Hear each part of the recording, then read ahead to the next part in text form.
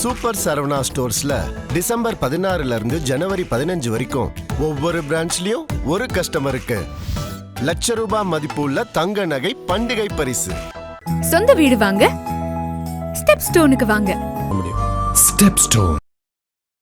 எடப்பாடி பழனிசாமி என்ன சொல்லியிருக்காருன்னா, பொங்கல் பரிசு தொகுப்போட 5000 கொடுக்கணும் அப்படின்னு சொல்லியிருக்காரு. தமிழக அரசு தற்போது இருக்கும் அந்த நிதி நிலைமையில் அவங்களால இந்த 1000 ரூபா பணத்தையே கொடுக்க முடியல. 5000 என்பது மிகப்பெரிய தொகை, ஓகேங்களா? அதை தமிழக அரசால் நிச்சயம் கொடுக்கவே முடியாது. அதே போல் எங்கேயாவது ஒரு போராட்டம் நடத்துனா வச்சுங்க, அங்கே போய் நின்றுவாங்க. டீச்சர்ஸ் போராட்டம் நடத்துனாங்கன்னா அங்கே போய் நின்றுவாங்க. அரசு போக்குவரத்து தொழிலாளர்கள் போராட்டம் நடத்தினா அங்கே போய் நின்றுவாங்க. அதாவது நான் என்ன கேட்க வரேன், ஏன்னாச்சும் ஒரு வீட்டில் ஒரு சாவு வந்துன்னா வச்சுங்க, திமுக காரங்க அங்கே போய் நின்றுவாங்க. குறைஞ்சது திமுக அதில் அரசியல் பண்ணுச்சு. அதிமுக இதில் தீவிரமாக அரசியல் பண்ணவே இல்லைன்றதான குற்றச்சாட்டாகவே இருக்கு. இல்லை, அதிமுக ஏன் பண்ணலாம், சில விஷயங்கள் பாசிபிள்னா அதை பண்ணவே முடியாது, அதை பேசக்கூடாது, அதை தொடக்கூடாது. அப்புறம் ஏன் 5000 ரூபாய் இப்போ கொடுக்கணும்னு எடப்பாடி பழனிசாமி நான் கேட்கறது என்னன்னா, அதிமுக ஆட்சி காலத்தில் யாருமே கமிஷனே வாங்கலையான்றதான். அவங்க பாதிக்கப்படல. ஒரு டெமோக்ரஸி நாட்டில், ஜனநாயக நாட்டில் ஒரு முதலாளித்துவ ஒரு அரசை நீங்கள் பின்பற்றுறீங்க அப்படின்னா, வழிமுறையை பின்பற்றுறீங்கன்னா, லஞ்சன்றது தவிர்க்க முடியாது. இந்த லஞ்சம் எப்போ ஒரு உச்சகட்டத்தை அடையுதுன்னா, மக்கள் நேரடியாக பாதிக்கப்படுறாங்கல்ல, அப்போ தான். இப்போ தமிழ்நாட்டில் லஞ்சத்தை யார் ஆட்சிக்கு வந்தாலும் தவிர்க்க முடியுமா? முடியாது.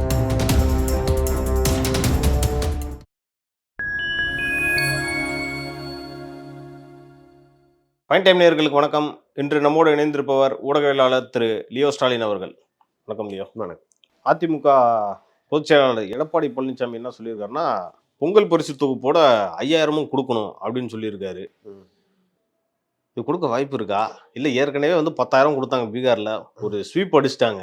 அதே மாதிரி இங்கே 5000 கொடுத்து திமுக நாளைக்கு ஜெயிக்காதுன்றதுல என்ன நிச்சயம் இருக்கு? இல்லை, அதெல்லாம் தமிழக அரசு தற்போது இருக்கும் அந்த நிதி நிலைமையில் அவங்களால இந்த 1000 ரூபா பணத்தையே கொடுக்க முடியல. 5000 என்பது மிகப்பெரிய தொகை, ஓகேங்களா? அதை தமிழக அரசால் நிச்சயம் கொடுக்கவே முடியாது. அதை தாண்டி தமிழக மக்கள் ஆக்சுவலாக இந்த மண்ணோட பண்புன்னு ஒன்று இருக்குல்ல, ஒவ்வொரு மண்ணுக்குமே ஒரு பண்பு இருக்கும். இப்போ கன்னடாக்காரங்களுக்கு, கன்னடா பேசுகிறவர்களுக்கு ஒரு பண்பு, தெலுங்கு பேசுகிறவர்களுக்கு ஒரு பண்பு. அதே போல் தமிழ் மண்ணில் பல மொழியினர் இருந்தாலும் இந்த மண்ணுக்குன்னு ஒரு பண்பு இருக்குது, இந்த மண்ணுக்குன்னு ஒரு அரசியல் இருக்குது, ஓகே? அதை நம்ம ஈஸியாக உடைச்சிட முடியாது. ஸோ அந்த வகையில் ஏன் சொல்ல வந்தேன்னா, என்னதான் நீங்கள் பீகார் மாதிரி இங்கே 10,000 காசு கொடுத்தாலும், நான் காசு வாங்கிட்டு எனக்கு யார் பிடிக்குதோ அவங்க தான் ஓட்டு போடுவேன். மக்கள் தெளிவாக இருப்பாங்க. இப்போ 2011 திமுக பெரிய கூட்டணி வச்சு அப்போ வடிவேல்லாம் ஒரு நட்சத்திர பேச்சாளராக இருந்தார் திமுகவுக்கு வச்சு தோத்தாங்க. அப்போ திமுக சார்பாக பணம் கொடுக்கப்பட்டது. ஏன் தோத்தாங்க? அந்த மாதிரி தான் இந்த தேர்தலில் பொறுத்த வரைக்கும். இன்னொரு விஷயம் நம்ம இப்படி எடுத்துக்கலாமா, எடப்பாடி பழனிசாமி அவர்கள் 5000 ரூபாய் ஏன் கொடுக்கணும்னு சொல்றது, ஒருவேளை 5000 ரூபா கொடுத்துட்டா அதிமுக தான் கொடுக்க சொல்லிச்சு, அதனால கொடுத்தன்ற ஒரு அரசியல் பண்ணுறதுக்காகன்னு எடுத்துக்கலாம். இல்லை, ஏன் அது சொன்னார்னு அதுதான் சொல்ல வந்தேன். இந்த கொரோனா காலகட்டத்தில் தான் ஒரு பொங்கல் வந்துச்சு, எனக்கு தெரிஞ்சு 2021 பொங்கல். அப்போ அதிமுக ஆட்சி இருந்துச்சு. அந்த பொங்கல் டைமில் 1000 ரூபா 2000 ரூபா கொடுத்தாங்க. அப்போ முதல்வர் ஸ்டாலின் என்ன சொன்னார், 5000 ரூபா கொடுக்கணும் அதிமுக அப்படின்னு சொல்லிட்டு சொன்னார். 5000 ரூபா கொடுக்கறது பாசிபிளே இல்லை அப்படின்னு சொல்லிட்டு ஸ்டாலின் அவர்களுக்கு தெரியும். ஆனால் அவர் ஆட்சி இப்போ நடக்குது, அவரால் 5000 கொடுக்க முடியுமா? அதே கடைசி எலெக்ஷன் 2021 அதிமுகவோட கடைசி பொங்கல் அது. இப்போ 2026 கடைசி பொங்கல் திமுக ஆட்சியில் முடிய போகுது, ஓகேவா? நீங்கள் அப்போ எங்களா 2000 ரூபா நாங்கள் கொடுத்தோம், 5000 ரூபா கொடுக்க சொன்னீங்க. உங்களால் இப்போ 2000 கொடுக்க முடியாது. அதுதான் எடப்பாடி பழனிசாமி ஸ்டாலின் அவர்களிடம் கேட்கிறார், உங்களால முடியுமா 5000 கொடுக்க அப்படின்னு சொல்லி. ஒரு பழிக்கு பழி. இது பழிக்கு பழி. உண்மையாகவே அதை பழிக்கு பழி தான் எடுத்துக்கணும், ஓகேங்களா? வாய் மட்டும் பேசுறீங்கல்ல. இப்போ எதிர்கட்சியா இருக்கும்போது நான் பழைய ஓய்வூதிய திட்டத்தை கொண்டு வருவேன், துப்புரவு பணியாளர்களை நிரந்தரம், அதுக்கப்புறம் அரசு போக்குவரத்து செவிலியருக்கு வேலை, அப்புறம் கல்வி கட்டணம் ரத்து செய்யப்படும் அப்படின்னு சொல்லிட்டு நீட் ரத்து செய்யப்படும். வாயில் என்னென்ன வந்ததோ அதெல்லாம் சொல்லுவாங்க. அதே போல் எங்கேயாவது ஒரு போராட்டம் நடத்துனா வச்சுங்க, அங்கே போய் நின்றுவாங்க. டீச்சர்ஸ் போராட்டம் நடத்துனாங்கன்னா அங்கே போய் நின்றுவாங்க. அரசு போக்குவரத்து தொழிலாளர்கள் போராட்டம் நடத்தினா அங்கே போய் நின்றுவாங்க. அதாவது நான் என்ன கேட்க வரேன்னா, ஏன்னாச்சும் ஒரு வீட்டில் ஒரு சாவு வந்ததுன்னா வச்சுக்க திமுக காரங்க அங்கே போய் நின்றுவாங்க. குறைஞ்சது திமுக அதுல அரசியல் பண்ணுச்சு. ம். அதிமுக இதுல தீவிரமா அரசியல் பண்ணவே இல்லைன்றதான குற்றச்சாட்டாவே இருக்கு. இல்லை, அதிமுக ஏன் பண்ணலாம், சில விஷயங்கள் பாசிபிள்னா அதை பண்ணவே முடியாது, அதை பேசக்கூடாது, அதை தொடக்கூடாது. அப்புறம் ஏன் 5000 ரூபாய் இப்ப கொடுக்கணும்னு எடப்பாடி பழனிசாமி அப்போ எங்களுக்கு நீங்கள் சொன்னீங்கல்ல என்னால் ஏன் கொடுக்க முடியல அப்படின்னு சொல்லிட்டு அவர் சொன்னார். அப்போ அந்த காலகட்டத்தில் தமிழ்நாட்டில் இருக்கிற அந்த நிதி நிலைமையில் இப்போ கொரோனா வேற இருந்துச்சு, நிறையா கம்பெனி, ஏன்னா ஒரு கம்பெனி உங்களுக்கு ஒரு அரசாங்கத்துக்கு எப்படி வருங்கன்னா உங்க டாஸ்மாக் வித்தா வரும், ஓகேங்களா, இல்லை கம்பெனிஸ் ஓப்பன் தான் அவங்க டேக்ஸ் பே பண்ணுவாங்க, இப்படி தான் வருமானம் வரும். கொரோனா காலகட்டத்தில் உங்களுக்கு வருமானமே வரல. ஆனால் அந்த காலகட்டத்திலே எடப்பாடி பழனிசாமி 2000 ரூபா கொடுத்தாரு. உங்களுக்கு இப்போ நல்லா வருமானம் வருது, வளர்ச்சியில் இருக்குது, நம்பர் 1 தமிழகம், திராவிட மாடலு, இந்தியாவிலே நம்பர் 1 மாநிலம், அதெல்லாம் நீங்கள் சொல்கிறீங்கல்ல.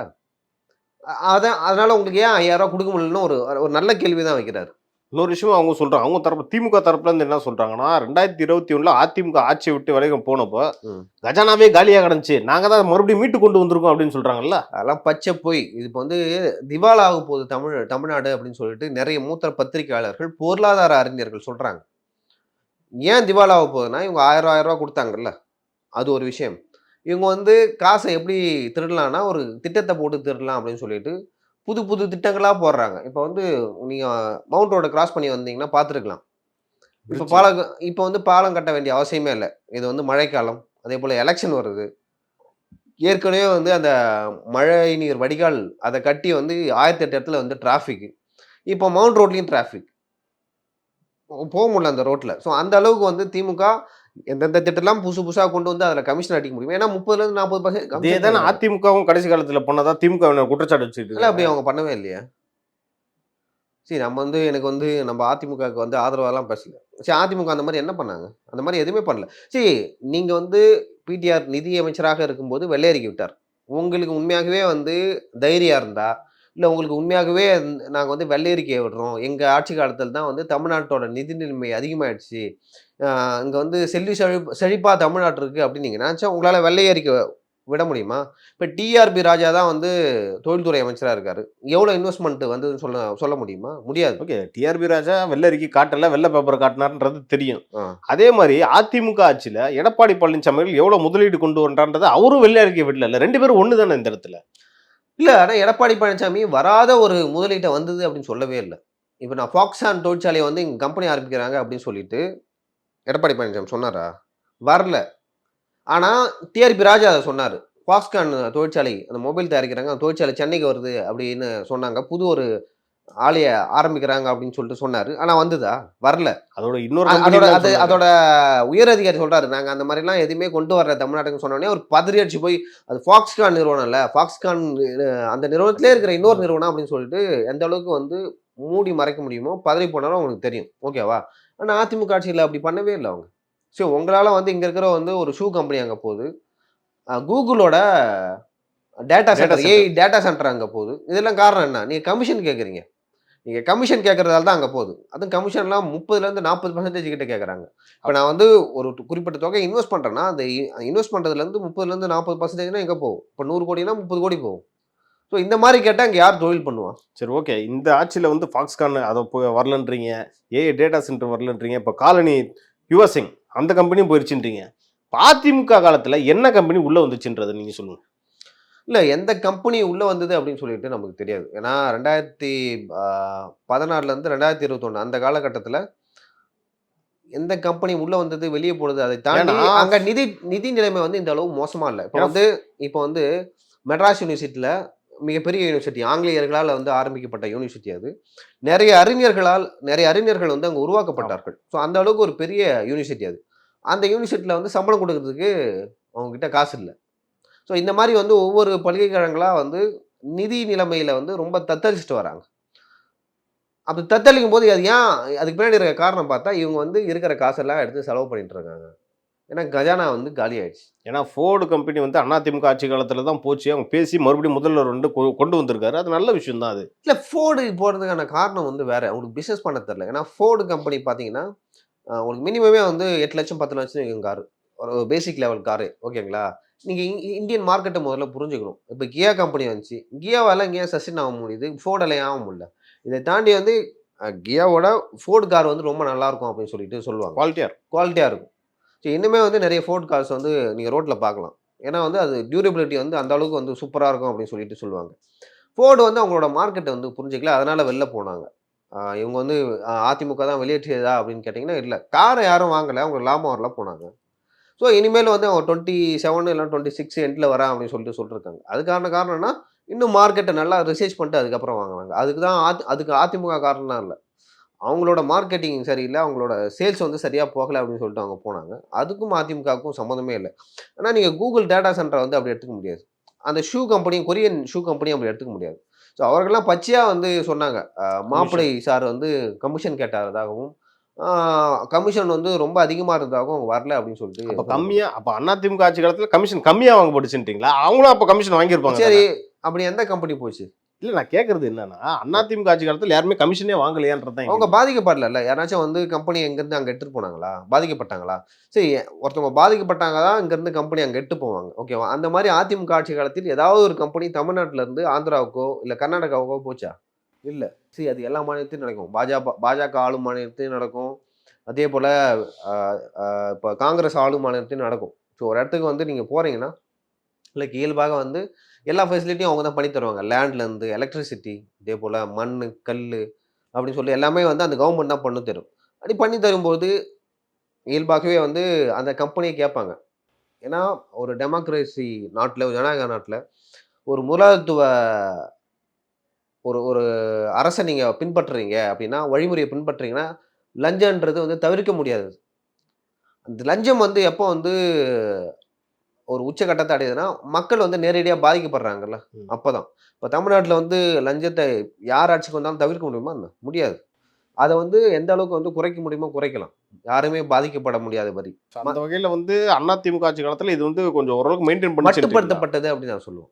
மட்டுப்படுத்தப்பட்டது. அமைச்சர்கள் போயிட்டு ஒவ்வொரு கம்பெனி வாசலாக போய் நிற்கல, எனக்கு வந்து கமிஷன் கொடுங்க அப்படின்னு சொல்லிட்டு. ஆனால் திமுக ஆட்சி காலத்தில் நடக்குது. எலெக்ஷனுக்கு ஃபண்டு கேட்குறாங்க, பார்ட்டி ஃபண்டு கேட்குறாங்க, சிஆர்எஸ் ஃபண்டு வாங்கி அவங்க என்னென்ன. இதெல்லாமே அதிமுக பண்ணலைன்னா கூட 2021 வந்து அவ்வளோ பெரிய தோல்வி எதுக்கு சந்திச்சிருக்கணும்? அது பெரிய தோல்விலாம் இல்லையா? 2016 அதிமுக வெற்றி பெறதே பெரிய விஷயம் இல்லை, நீங்கள் அதை பார்க்கணும். அது மிகப்பெரிய தோல்வியே இல்லை. எனக்கு தெரிஞ்சு திமுகவுக்கு தான் பெரிய தோல்வி. அது ஏன் திமுகவுக்கு பெரிய தோல்வினா, 10 வருஷம் தொடர்ந்து ஆன்டி இன்கம்பன்சியில் இருக்காங்க, அதை வந்து உங்களுக்கு வெற்றியாக கன்வெர்ட் பண்ண தெரியல. அதிமுக வந்து நிறைய கிட்டத்தட்ட 75 தொகுதி கிட்ட வெற்றி பெறாங்க. உங்களுக்கும் திமுகவுக்கும் இருக்கிற, அதிமுகவும் திமுகவுக்கும் இருக்கிற பர்சன்டேஜே 4% தான். ஸோ இதெல்லாம் பார்க்கும்போது நீங்கள் வந்து 10-20% வெற்றி பெற்று இருந்தீங்கன்னா அதை நம்ம சொல்லலாம், ஒரு பெரிய ஆன்டி இன்கம்பன்சி இருந்துச்சு, திமுக ஹிமாலய வெற்றி பெற்றது. இப்போ 1996 ஒரு பெரிய வெற்றி வந்து திமுக பெற்றது. அது வேற கதை. ஓகேவா? அந்த மாதிரியான ஒரு வெற்றி 2021 பெற்றீங்களா? இல்லை. ஸோ அது வந்து நம்ம ஒரு 2021 வந்து திமுக என்னை பொறுத்த வரைக்கும் வந்து அவங்க நினைச்ச 200க்கு மேலே நாங்கள் வெல்லுவோம், இருமாப்படும் சொல்கிறேன்லாம் சொன்னாங்கல்ல, 2021 அதான் சொன்னாங்க.